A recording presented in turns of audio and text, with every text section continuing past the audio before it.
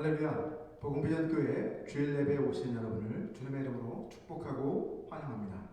다 같이 자리에서 일어서 주시기 바랍니다. 먼저 예배를 위해서 기도 드리시겠습니다. 존귀하신 아버지 하나님, 주님께서는 우리의 찬양과 경배를 받으시기에 합당하신 분이십니다. 그리스도 안에서 우리에게 베풀어 주신 그 풍성한 은혜로 인하여 주님을 찬양합니다. 영원전에 그리스도 안에서 우리를 택하시고 우리로 사랑 안에서 그 앞에 거룩하고 흠이 없게 하시려고 그 기쁘신 뜻대로 우리를 예정하사 예수 그리스도로 말미암아 우리를 자녀로 삼아주시니 감사를 드립니다. 그리스도의 피로 우리를 구속하여 주시고 약속의 성령으로 인쳐주심으로 주님 나라를 유업으로 얻게 하여 주시니 또한 감사를 드립니다. 만물의 마지막이 가까이 다가오고 있사오니 날마다 근신하여 깨어서 기도하는 삶을 살아갈 수 있게 하여 주시옵소서. 죄악으로 어두워져가는 이 세상을 밝히는 빛의 자녀들로 살아갈 수 있도록 우리를 말씀으로 거룩하게 씻어 주시옵소서. 우리 모두가 성령 안에서 하나가 되어 주님의 거룩하신 몸을 함께 세워나가는 믿음의 동역자들로 살아갈 수 있도록 도와주시옵소서. 우리의 마음을 다하고 뜻을 다하고 힘을 다하여 주님을 예배합니다. 주님을 사랑합니다.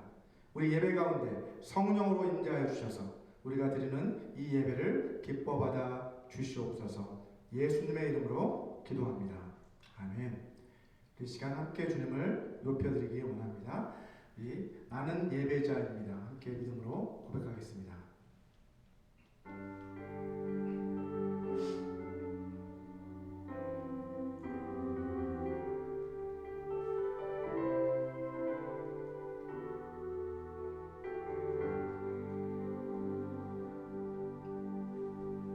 나는 하나님을 예배하는 예배자입니다.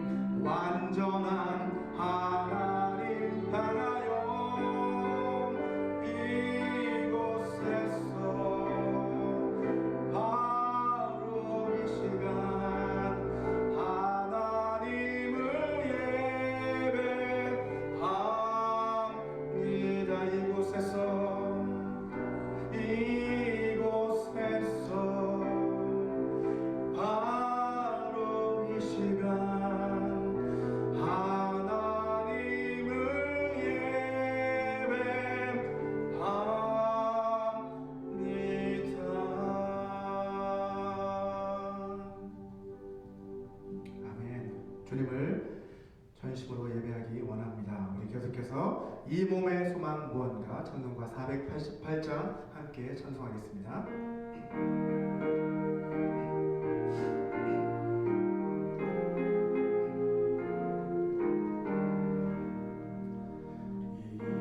몸의 소망 무언가 우리 주 예수 그늘새 우리 주 예수 밖에는 믿으리라 주 없도다.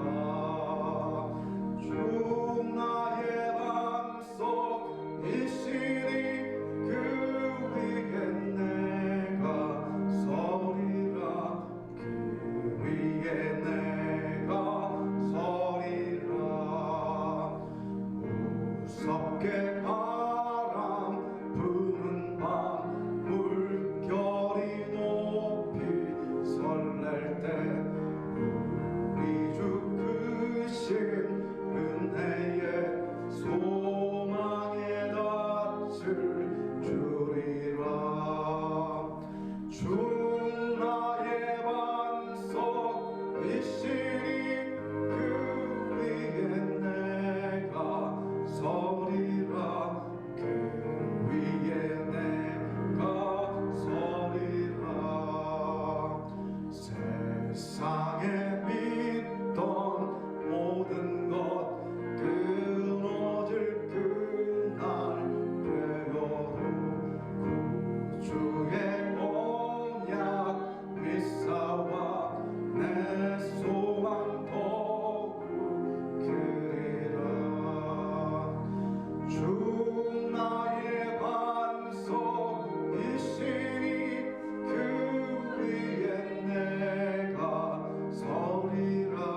그 위에 내가 서리라. 바라던 천국 올라가 하나님 앞에 배울 때 구주의 의를 힘입어 어여시 바로 서리라. 주 나의 반석이시니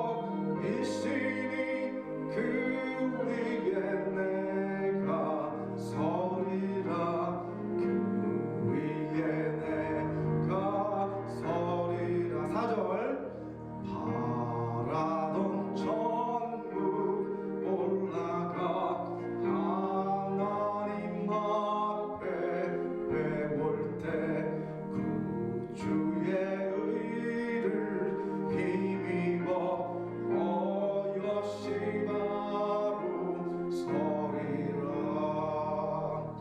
주 나의 반석이시니 그 위에 내가 서리라.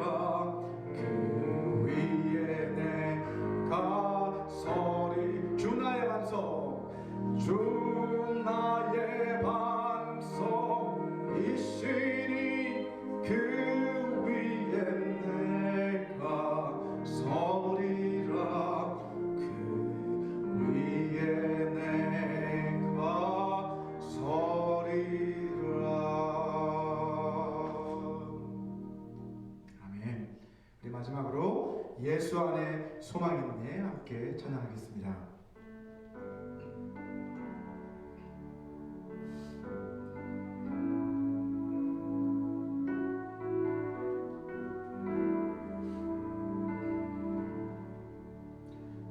예수 안에 소망 있네.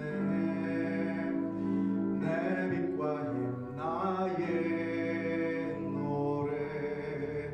환난 중에 도우시니 주 나의 견고한 반석. 크신 사랑 크신 평화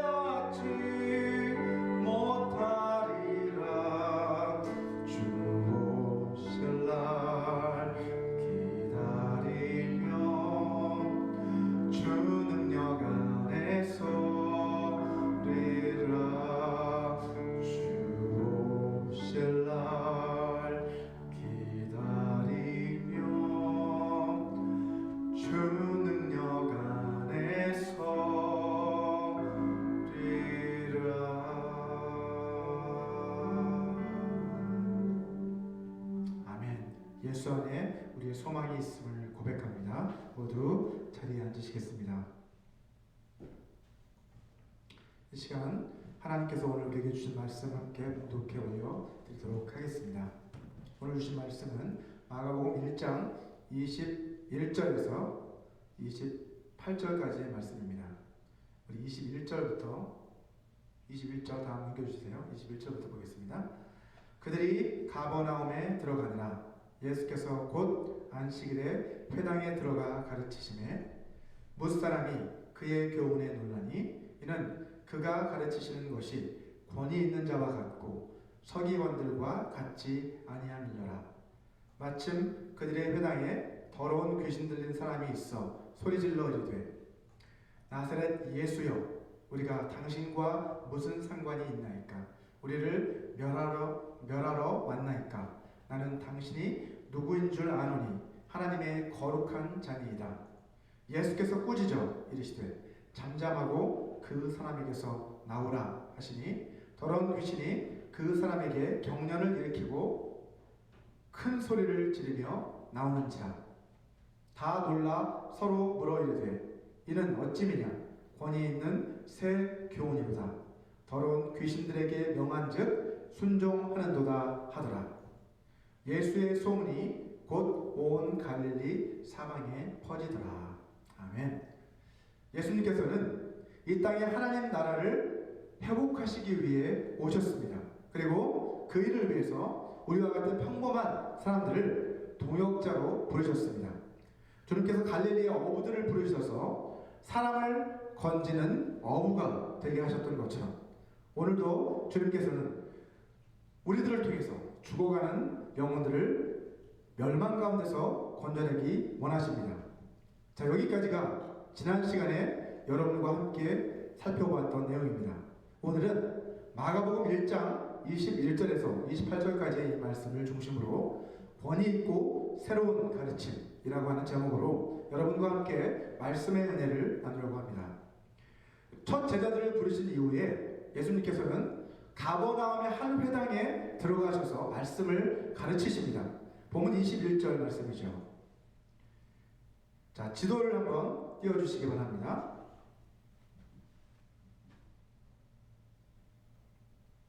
지도에서 보시는 것처럼 가버나움은 다메섹에서 지중해 방면으로 왕래하는 통로였던 이 해변길이 지나는 곳으로 교통의 요충지였습니다.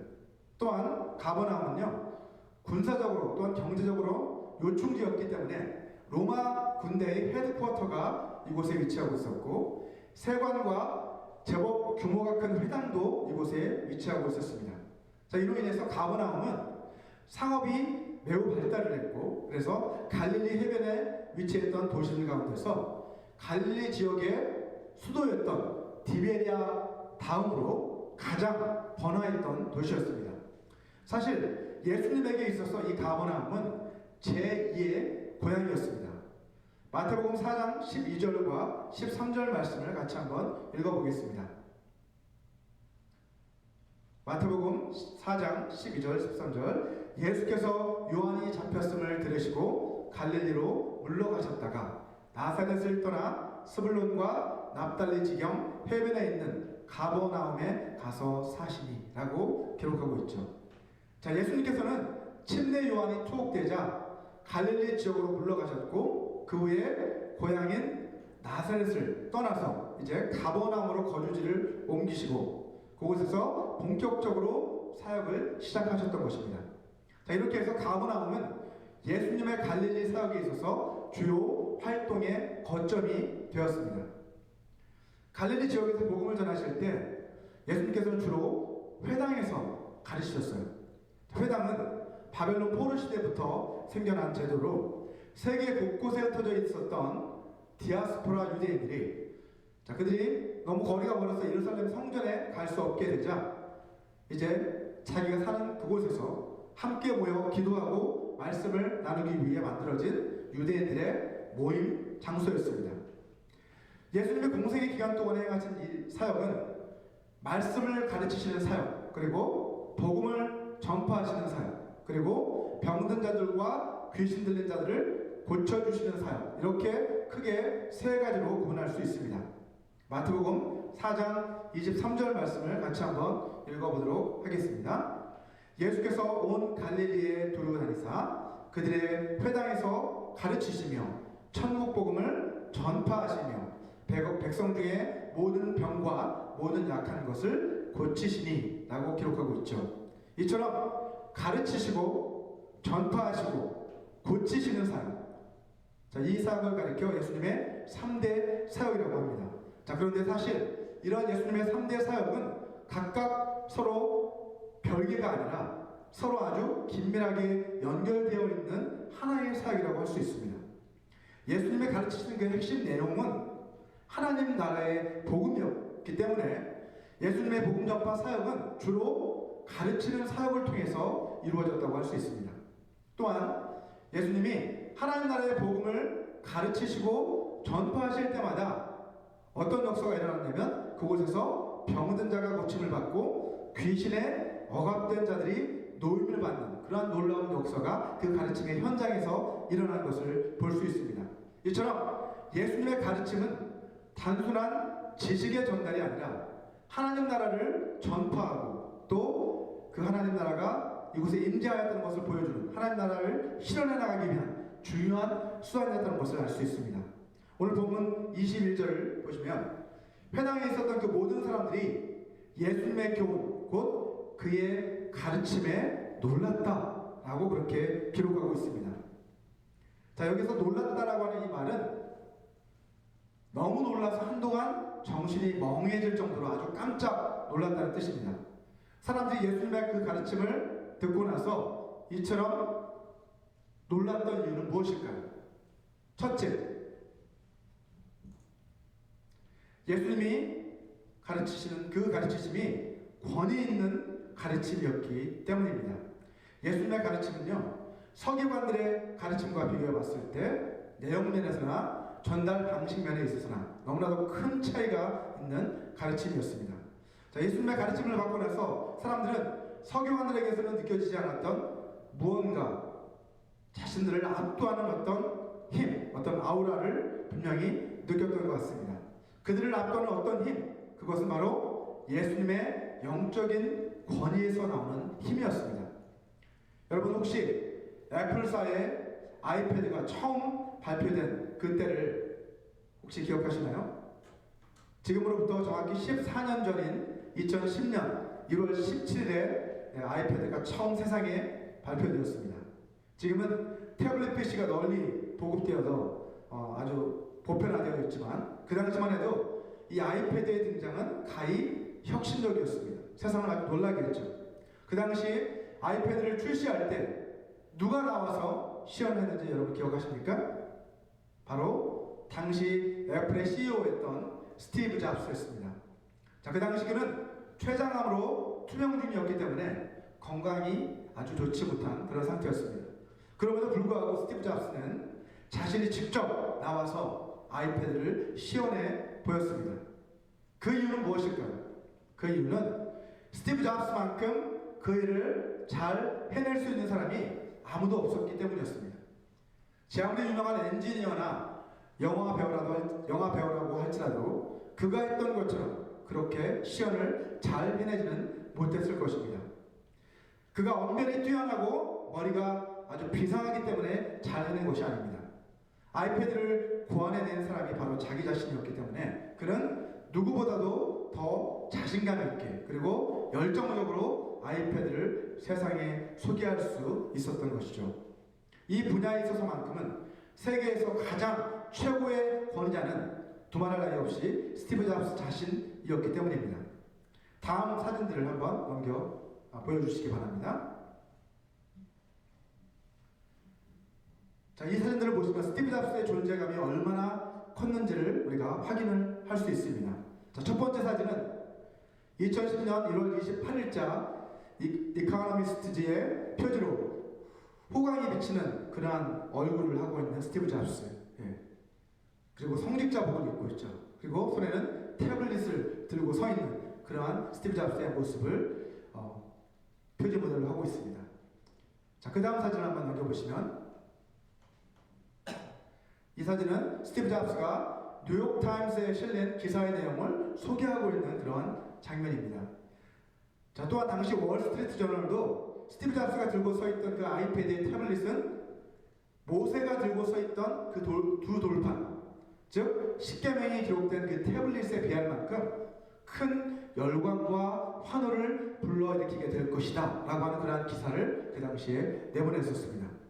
자, 스티브 잡스가 아이패드를 들고 나와 소개했을 때 전 세계 모든 사람들이 그를 주목하고 놀라워했던 것처럼 오늘 본문에서도 예수님이 성경 두루마리를 들고 나와서 이제 성경 말씀을 가르치실 때 이 회당에 모여있던 그 사람들도 예수님을 주목하고 놀라워한 것입니다. 사람들이 그토록 놀라워했던 이유는 무엇일까요? 그것은 예수님에게서 하나님 아버지께서 그에게 부여하신 신적인 권위가 느껴졌기 때문입니다. 마태복음 28장 18절 말씀을 같이 읽어보도록 하겠습니다. 예수께서 나와 말씀하여 이르시되 하늘과 땅의 모든 권세를 내게 주셨으니 라고 말씀하죠. 하나님 아버지께서 예수님께 하늘과 땅의 모든 권세를 주셨다는 것입니다. 이처럼 하나님 아버지께로부터 하늘과 땅의 모든 권세를 부여받으신 예수님이 하나님의 복음을 선포하셨을 때 사람들은 놀라지 않을 수 없었던 것이죠. 오늘 본문 23절을 한번 보시면 하늘과 땅의 모든 권세를 가지신 예수님이 말씀을 선포하셨을 때 그 사람 속에 숨어서 영적으로 그 사람을 억압하고 있었던 악한 영들의 정체가 드러나기 시작합니다. 마침 그들의 회당에 더러운 귀신 들린 사람이 있어 소리질러 이르되 라고 기록하고 있죠. 자, 여기에서 더러운 귀신이란 타락한 천사를 말하는 것입니다. 이들은 사탄이 하나님을 반역했을 때 그 반역에 동참했다가 하늘에서 쫓겨난 천사들입니다. 이들은 사탄의 지배 아래서 믿지 않는 사람들을 괴롭히고 또 그들이 죄 가운데 빠져서 살아가도록 만들고 있는 주범들이 바로 이 타락한 천사들입니다. 요한복음 1장 5절을 개역개정과 세번역 성경으로 각각 한번 읽어보도록 하겠습니다. 먼저 개역개정을 보면 빛이 어둠에 비추되 어둠이 깨닫지 못하더라 라고 말씀하고 있고요. 세번역 성경은 그 빛이 어둠 속에서 비치니 어둠이 그 빛을 이기지 못하였다 라고 이렇게 번역을 하고 있습니다. 자, 개역 개정에서는 어둠이 깨닫지 못하더라 라고 번역하고 있지만 세번역에서는 어둠이 그 빛을 이기지 못하였다 라고 번역하고 있는 차이가 있죠. 어둠이 빛을 이기지 못했다 라는 것은 어둠 가운데 빛을 비추면 어떻게 됩니까? 어둠이 물러가 버리잖아요. 그죠? 그리고 그 어둠에 감추어 있던 보이지 않는 것들이 그 빛이 비추자 환히 드러나게 되는 것처럼 빛이신 예수님이 이 세상 가운데 오시자 어둠 가운데 감추어져 있었던 그 악한 영들의 실체가 훤히 드러나기 시작했던 것입니다. 요한복음 12장 31절을 한번 보시면 예수님이 오시기 전까지 이 세상은 죄의 압이었던 마귀의 지배 아래에 놓여 있었음을 알 수 있습니다. 예수님은 그를 세상의 임금이라고 계속해서 표현을 하고 계시죠. 하지만 예수님께서 오셔서 십자가의 죽으심과 부활을 통해서 이 사망의 권세를 깨뜨리심으로써 마귀는 세상 임금의 그 자리에서 쫓겨나게 된 것입니다. 하지만 여러분, 마귀는 지금도 여전히 믿지 않는 자들을 지배하고 있습니다. 그리고 믿는 사람들을 실족시켜서 믿음에서 떠나게 만들기 위해서 마지막 때까지 계속해서 우리를 공격해 올 것입니다. 본문 24절을 한번 보시면 더러운 귀신은 예수님을 향해 이렇게 소리를 지릅니다. 나사렛 예수여, 우리가 당신과 무슨 상관이 있나이까? 우리를 멸하려 왔나이까? 나는 당신이 누구인 줄 아노니 하나님의 거룩한 자니이다. 자, 여기서 귀신이 우리라고 하는 표현을 반복해서 사용하고 있는 것을 봤을 때 그 사람 속에 있었던 그 귀신은 하나가 아니라 여럿이었다는 것을 알 수 있죠. 자, 그 중에서 한 귀신이 대표로 지금 말을 하고 있는 것입니다. 자, 그 귀신은 예수님이 누구시며 무슨 일을 하시기 위해 오셨는지 귀신같이 알고 있었어요. 자, 여기서 하나님의 거룩한 자란 하나님의 아들을 말하는 겁니다. 마귀도 예수님을 시험했을 때 어떻게 합니까? 두 번이나 내가 만일 하나님의 아들이거든 이라고 하는 표현을 사용하는 것을 볼 수 있습니다. 마귀도 그렇고 이 귀신들도 그렇고 예수님이 하나님의 아들이시고 또 자신들을 멸하기 위해 이 땅에 오셨다는 것을 너무나도 잘 알고 있었던 것을 알 수 있습니다.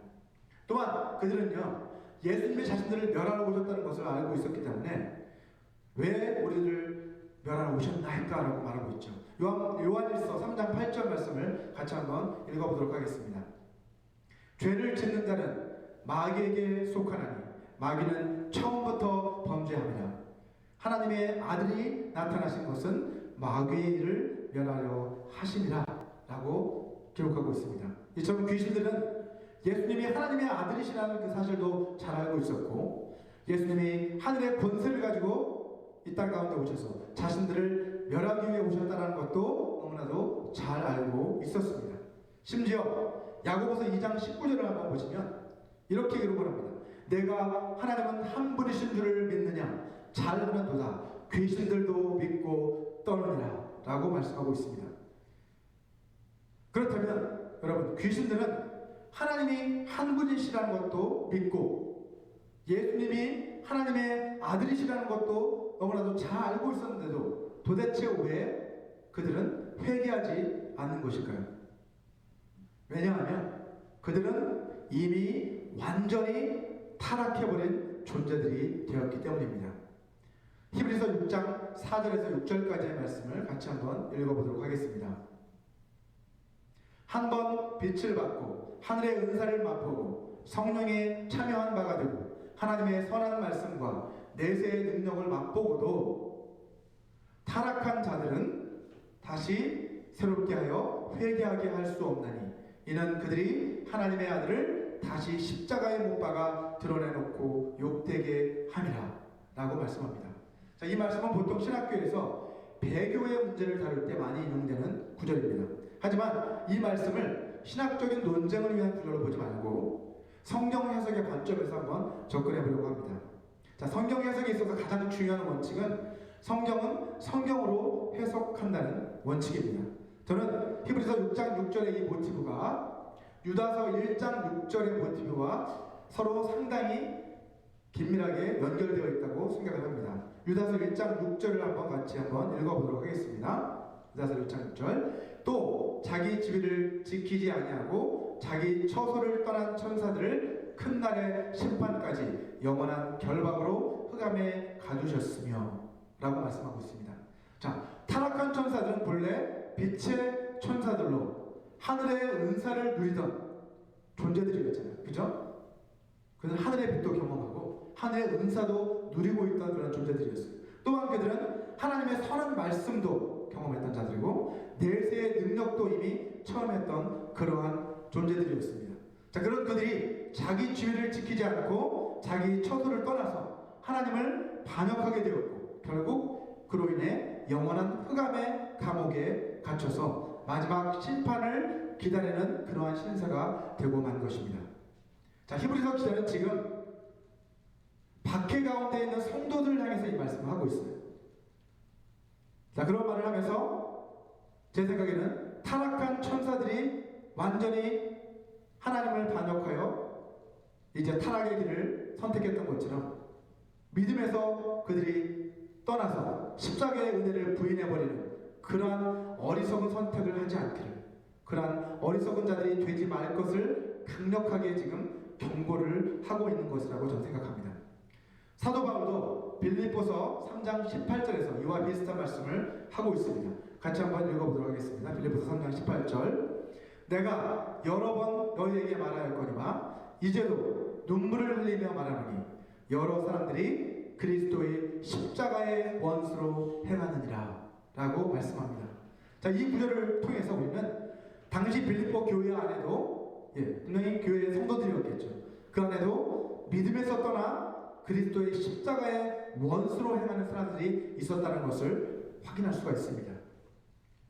본문 25절을 한번 보도록 하겠습니다. 자, 예수님께서는 귀신에게 잠잠하고 그 사람에게서 나오라 하고 귀신을 꾸짖으십니다. 자, 여기서 잠잠하라 라고 하는 표현은 본래 입에 재갈을 물라 라는 그런 뜻으로, 보다 좀 생생하게 표현을 해본다면 내 입을 다물어라 이런 뜻이겠죠. 자, 예수님이 어떤 분이신지 귀신들이 자기들이 알아서 돈도 안 받고 홍보를 지금 해주고 있잖아요. 그죠? 예수님은 하나님 거룩한 자입니다. 당신은 하나님의 거룩한 자입니다. 하고 이렇게 공짜로 홍보를 해주는데 그냥 내버려 두는 것이 더 좋은 게 아닌가 하고 혹시 생각하는 분도 계실지 모르겠지만 예수님은 귀신들이 당신에 관해서 말하는 것을 허락하지 않으셨습니다. 입을 다물라고 하셨죠.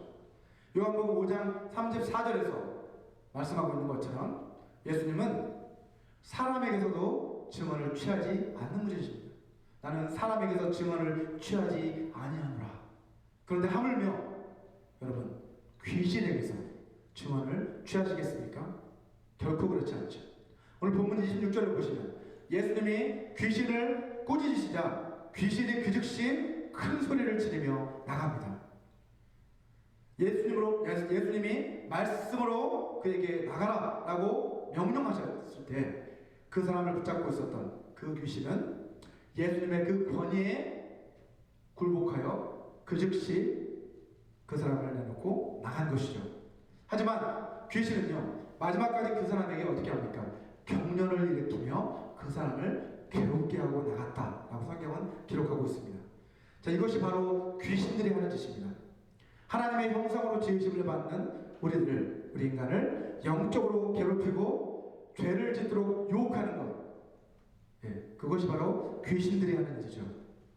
예수님의 가르치심을 받고 나서 사람들이 놀라게 된 두 번째 이유, 두 번째 이유, 그것은 예수님의 가르침은 서기관들의 가르침과는 본질적으로, 질적으로 완전히 다른 새로운 가르침이었기 때문입니다. 본문 27절을 보시면 회당 안에 모여있던 모든 사람이 예수님이 명령하셨을 때 그 귀신들이 굴복하는 그 모습을 보고 다시 한번 깜짝 놀라서 이렇게 말합니다. 다 놀라 서로 물어 이르되 이는 어찌미냐 권위 있는 새 교훈이로다. 더러운 귀신들에게 명한즉 순종하는도다 하더라 라고 기록하고 있죠. 자, 앞서 본문 22절에서 사람들은 예수님의 권위 있는 그 가르치심에 놀랐어요. 그런데 이번에는 27절에서는 예수님의 그 권위 앞에 더러운 귀신이 굴복하는 그 모습을 보고 다시 한번 더욱더 놀라게 된 것입니다. 자, 그래서 그들은 예수님의 가르침을 뭐라고 표현하고 있습니까? 이는 권위 있고 새로운 가르침이다, 새로운 교훈이다 라며 놀라워하고 있는 것이죠. 자, 예수님의 가르침은 서기관들의 그 가르침과는 질적으로 전혀 다른 그런 새로운 그런 가르침이었습니다. 서기관들의 가르침은 외식적인 가르침이었잖아요. 그죠? 외적인 것만 가르치는 그러한 가르침이었어요. 그들이 가르치는 것과 그들의 삶이 너무나도 다른 그러한 외식적인 가르침이었습니다. 마태복음 23장 25절에서 말씀하고 있는 것처럼 그들은 겉과 속이 완전히 다른 그러한 사람들이었습니다. 겉으로는 어떻게 해요? 겉으로는 깨끗한 척, 거룩한 척 그렇게 살았지만 그 속은 너희 속은 탐욕과 방탕으로 가득하다라고 주님은 말씀하고 계십니다. 그러한 그들의 가르침은 이러한 외식적인 가르침이었습니다. 반면에 예수님의 가르침은 어떻습니까? 예수님은 제자들을 가르치실 때 먼저 본을 먼저 보여주셨어요. 그리고 그들도 너희도 본 그대로 행하라 라고 그렇게 가르치셨잖아요. 요한복음 13장 14절과 15절 말씀을 같이 한번 읽어보도록 하겠습니다. 예수님께서 제자들의 발을 씻어주신 뒤에 이렇게 말씀하십니다. 내가 주와 또는 선생이 되어 너희 발을 씻어주었으니 너희도 서로 발을 씻어주는 것이 옳으니라. 내가 너희에게 행한 것 같이 너희도 행하게 하려 하여 본을 보였노라 라고 주님은 말씀하십니다. 서기관들의 가르침은 그들은 행함이 없는 죽은 믿음을 그들은 가르쳤어요. 반면에 예수님의 가르침은 행함이 있는 살아있는 믿음을 가르치신 것이죠. 자, 또 로마서 8장 2절을 한번 보시면 이렇게 말씀합니다. 이는 그리스도 예수 안에 있는 생명의 성령의 법이 죄와 사망의 법에서 너를 해방하였음이라 라고 말씀하고 있는데, 이 말씀에서 말씀하고 있는 것처럼 예수님의 가르침은 죄에서 자유롭게 해주는 그러한 생명의 성령의 법을 예수님은 가르치셨지만, 서기관들은 다른 사람들을 판단하고 정죄하는, 죄를 정해주는, 또 판단하는 그러한 죄와 사망의 법인 구약의 율법만을 가르쳤다는 것을 알 수 있습니다. 자, 뿐만 아니라 여러분, 서기관들의 가르침은요, 권위주의적인 그러한 가르침이었던 반면에 예수님의 가르침은 권위 있는 가르침이었습니다. 비슷한 것 같지만 서로 다릅니다. 서기관들은 사람의 권위를 가지고 가르쳤지만 예수님은 하나님이 주신 권위로 제자들을 가르치셨습니다. 여러분, 권위가 있다라는 표현과 권위주의적이다라는 표현은 서로 완전히 다른 의미를 갖고 있습니다. 권위가 있다라는 표현은 자신의 위치에 맞게 자신에게 주어진 그 권위를 적절하게 잘 사용할 때 쓰는 표현이 바로 권위 있다라는 표현이고, 권위주의적이다라는 그 표현은 자신의 그런 개인적인 욕심이나 야망을 이루기 위해서 자기에게 주어진 그 권위를 함부로 남용할 때 쓰는 표현이 바로 권위주의적이다라는 표현입니다. 자, 예수님이 우리에게 섬김을 통해서 본을 보여주심으로써 주님은 우리에게 진정한 권위가 무엇인지를, 권위 있는 사람의 행동이 무엇인지를 우리에게 가르쳐 주셨죠. 이처럼 우리들도 다른 사람들을 섬김으로써 하나님이 우리에게 주신 영적인 권위를 사용하는 그런 권능 있고 권위 있는 주님의 제자들이 되어야만 합니다. 여러분, 저와 같이 부족한 사람이 여러분 앞에서 이렇게 서서 말씀을 전하고 가르칠 수 있는 것도 제가 자격과 능력을 갖추었기 때문이 아니라 하나님께서 저를 말씀을 선포하는 자로 이곳에 세워주셨기 때문입니다. 복음을 전할 때도 우리는 하늘과 땅의 모든 권세를 가지신 예수님의 그 권위를 의지해서 담대하게 우리도 복음을 전해야만 합니다. 또 병든 자들을 위해서 기도하고 또 귀신을 내어 쫓아줄 때도 예수님이 우리에게 주신 그 능력과 권위를 우리가 기억하고 그것을 의지해서 우리는 병든 자를 위해 기도하고 또 귀신을 내어 쫓아야만 합니다. 누가복음 9장 1절 말씀을 같이 한번 읽어보겠습니다.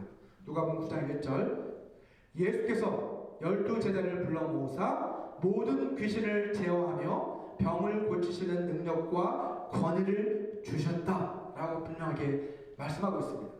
그것은 예수님에게만 있는 것이 아니라 예수님이 제자들에게 그리고 우리에게 그 능력과 권위를 주신 것입니다. 여러분, 귀신을 내어쫓는 것은 어떤 스킬이나 경험의 문제가 아닙니다. 우리에게 주신 예수 이름의 권세를 의지할 때 귀신들은 그 앞에 굴복할 수밖에 없습니다. 예수님의 말씀으로 귀신을 내어 쫓으셨던 것처럼 우리들도 예수 이름의 권세를 의지해서 말씀으로 귀신을 쫓아내야만 합니다. 여러분, 주님께서는 모든 믿는 자들에게 귀신을 내어쫓는 능력을 약속해 주셨습니다. 귀신을 내어쫓는 것은 모든 믿는 자들에게 나타날 표적 가운데 하나라고 마가복음 16장 17절에서 말씀하고 있습니다. 믿는 자들에게는 이런 표적이 따를 텐데 그것은 곧 그들이 내 이름으로 귀신을 쫓아내며 새 방언을 말하게 될 것이다 라고 주님이 말씀을 하셨습니다. 이처럼 권위 있고 새로운 예수님의 그 가르침은 엄청난 파급력을 가진 가르침이었습니다. 본문 마지막 절을 한번 보시면 28절을 보시면 이렇게 기록하고 있죠. 예수의 소문이 곧 온 갈릴리 사방에 퍼지더라 라고 기록을 하고 있습니다. 예수님이 권위 있는 가르치심을 선포하고 또 그 가르치심 앞에 더러운 귀신이 드러나 예수님의 명령 앞에 쫓겨나는, 굴복하는, 그 권위 앞에 굴복하는 그 모습을 보고 이제 사람들의 입에서 입으로 소문이 번져나가기 시작했고 그 소문이 온 갈릴리 사방으로 번져나갔던 것이죠. 예수님의 권위 있는 그 말씀이 선포되었을 때 귀신들이 굴복하는 그 모습, 그것이 바로 원동력이었잖아요. 그죠? 이처럼 여러분, 복음의 메시지가 온 땅에 급속하게 퍼져나갈 수 있기 위해서는 우리에게 이러한 권위가 필요합니다. 예수님이 하셨던 것처럼 우리도 권위 있는 말씀을 선포하고 권위 있는 능력을 가지고 그 권위를 가지고 더러운 귀신과 또 병자들 위해 기도하는 그런 역사들을 우리가 이루어 나갈 때 하나님의 복음은 세계 곳곳으로 퍼져나가게 되어 있는 것입니다. 자, 복음 전파는 여러분 말로만 하는 것이 아니죠. 복음을 전할 때 우리 자신의 능력이나 권위가 아니라 하나님의 능력과 권위가 우리를 통해 나타나도록 해야만 합니다. 또 복음을 전할 때는 우리의 삶이 뒷받침되는 그러한 복음 전파가 되어야만 합니다. 우리의 믿음과 삶이 일치하는 신행 일치의 삶이 뒷받침될 때 우리의 복음은 능력을 가지고 전파되어 나갈 수 있는 것이죠. 믿는 우리들이 하나님의 말씀에 순종하는 삶을 살아나갈 때 하나님의 권위가 드러나게 되어 있습니다. 저와 여러분 모두가 하나님이 우리에게 주신 그 능력과 권위를 의지해서 이 땅에 하나님 나라를 건설해 나가는 하나님 나라에 충성된 일꾼들이 되시기를 주님의 이름으로 축원합니다. 우리 이 시간 오늘 주신 메시지를 생각하시면서 잠시 눈을 감고 함께 기도하는 시간을 좀 갖기 원합니다. 눈을 감고 함께 기도하실 때 우리가 복음을 전할 때도 또 병든 자들을 위해서 기도할 때도 귀신을 내어 쫓을 때에도 우리 자신의 능력과 권위가 아니라 하나님이 우리에게 주신 그 능력과 권위를 가지고 감당할 수 있게 해달라고 우리 같이 기도했으면 좋겠습니다. 그리고 하나님이 우리에게 주신 그 능력과 권위를 의지해서 이 땅에 하나님 나라를 건설해 나가는 하나님 나라에 충성된 일꾼들로 삼아달라고 우리 시간 다 같이 한 마음으로 기도하겠습니다.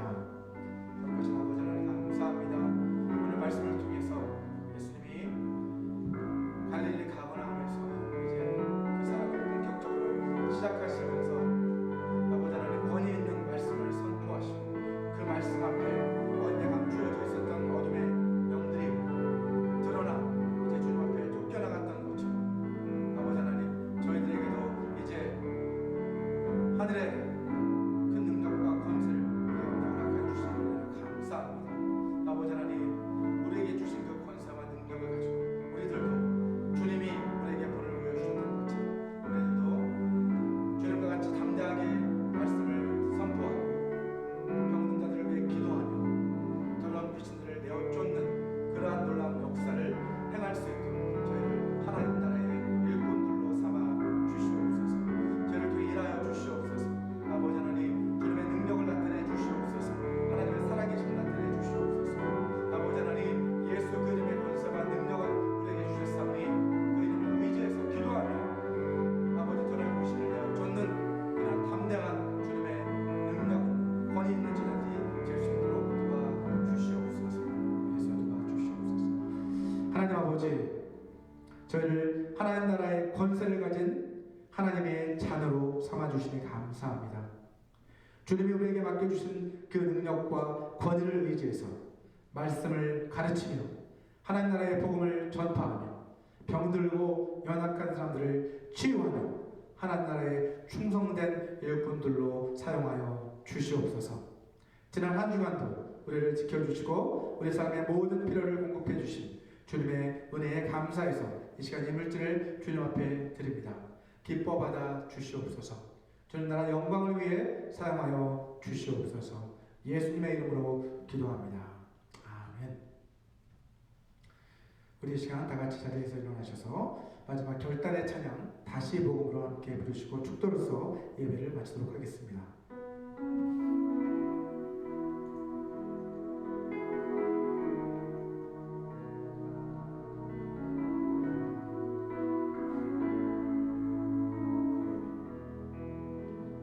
하나님 독생자 예수 그리스도 그분만이 오직 길과 진리 생명이라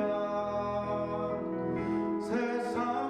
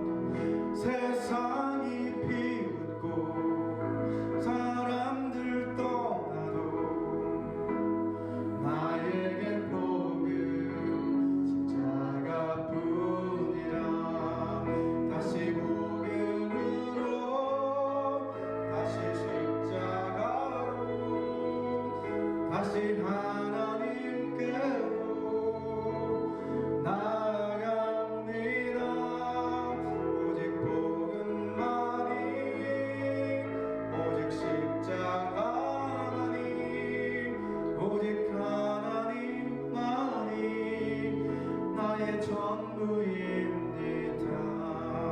다시 복음으로, 다시 십자가로, 다시 하나님께로 나아갑니다. 오직 복음만이, 오직 십자가만이, 오직 하나님만이 나의 전부입니다. 오직 하나님만이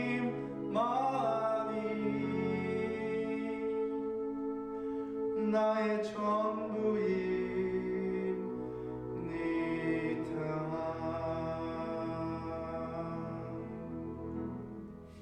아멘. 이 시간 다 같이 기도하시겠습니다. 지금은 주 예수 그리스도의 은혜와 하나님의 사랑과 성령 하나님의 교통하심이 주님께서 친히 우리에게 본을 보여주셨던 것처럼 하나님이 우리에게 맡겨주신 능력과 권위를 의지해서 이 땅에 하나님 나라를 건설해 나가는 하나님 나라에 충성된 일꾼들로 살아가기로 결단하는 모든 사람들에게 영원히 함께 하시기를 간절히 축원하옵나이다.